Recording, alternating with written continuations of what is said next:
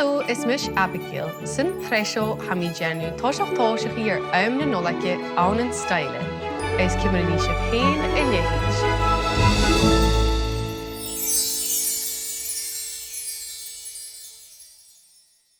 Hanol yn la môr fat as eis sio yn jo rwt son suachas y sgylach. Sio yn Cèic stigeach Fìogaisean agus aber gyfala blaste.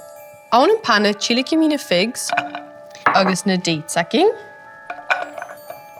agus bún. Eis ha sio togol ar yn hes son bacanúne. Has níor son gan hóisig seo a gal is nuair sin fhaicinn ag ire mianoch son leabhar híd.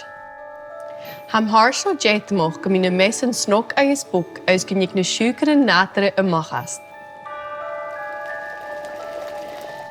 Hanna dates is na Fìogaisean a gal trá an food processor agus hat ar an fronach chéile agus a nuis ha I ddíisiir san na nachéim. I chéad rúd a ními chuir mi ímeisteach go bóla a mixer. Is ha níma seo snog agus búc. Is leis sin héad siúcar dawn. Is ha sin giúri go muscaigh sin sin tí chéile gus mi a snog as éitrim. Sin inis ha sin tí chéile. Ha sin a cuat díisiol inis san ó huiin.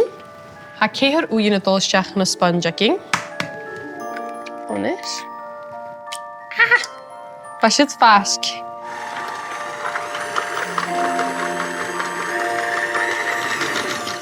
Sin inis a mixer díisiol. Is ha mixture a cuat rudigin galar tín fa chéile ach a sin cears go leor or nuair a héid flúre isteach hi gar I chéile snog. Ha steall bag vanilla dul isteach cúideach. Wel, se steall mór a bheit sin. Flúr self-raising cúideach. Is an rit miarach chirim sé bicarbonate of soda.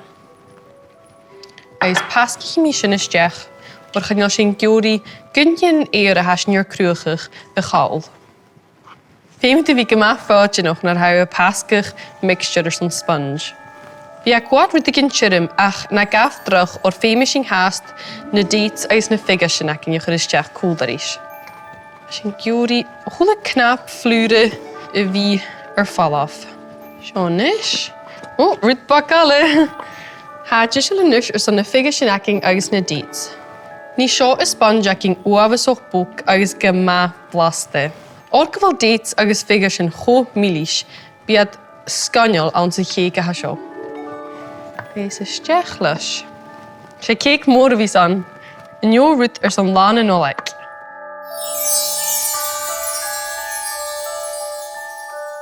Un rút mas tíide seach an nábhing ha mi dul a jarach an art Fìogaisean agus curmiad ar múlach a chéic. Is had díoch dul a hair múlach a chéic díoch mar sin. Ha sin a céalachach gan fáil hula dunne slice le peas fig. Sin anis, díisiil son an nábhing.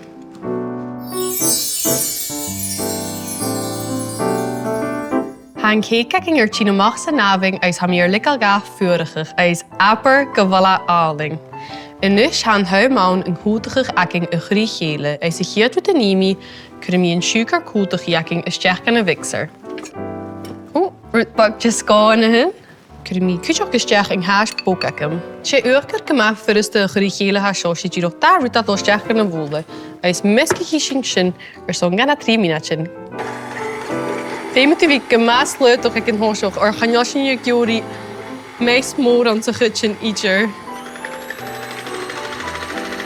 Ha sin a chuat ba? Ha sin a giúri go mearbhid ag an coltoch I soft peaks nuair a háit le seo.